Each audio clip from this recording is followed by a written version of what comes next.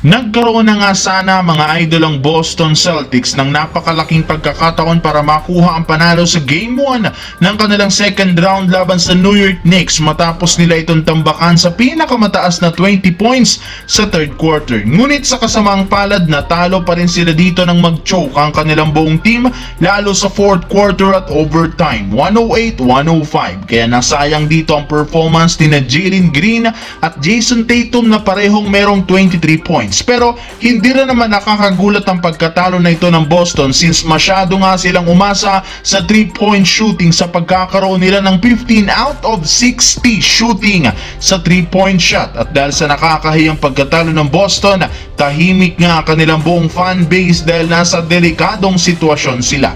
Maging si Jaylen Brown at Jason Tatum naging humble bigla sa interview. Ayon sa naging pahayag ng mga ito, kailangan nga po nilang hindi mag-relax dahil kung gusto nilang makabawi, kailangan nilang magseryoso.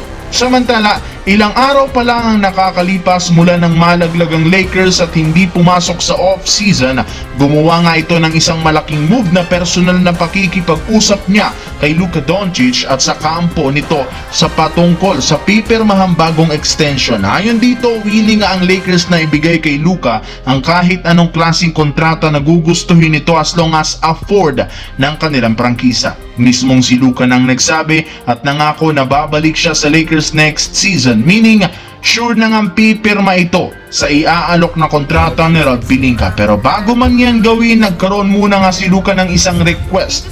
Ito ang kagustuhan nito na magkaroon ng roster improvement sa susunod na buwan. Sa madaling salita, pinipilit ni Luka na kumuha ang Lakers ng mga bago, mas magagaling na manlaro na may pangdadagdag nila na mas makakatulong sa kanilang dalawa ni LeBron James. Alam nga po ni Luka na masyado talagang maliit ang lineup para makipagsabayan sa mas malalakas na top team sa West. Kaya kung gusto nilang mag-compete sa titulo, kailangan nilang mag-improve.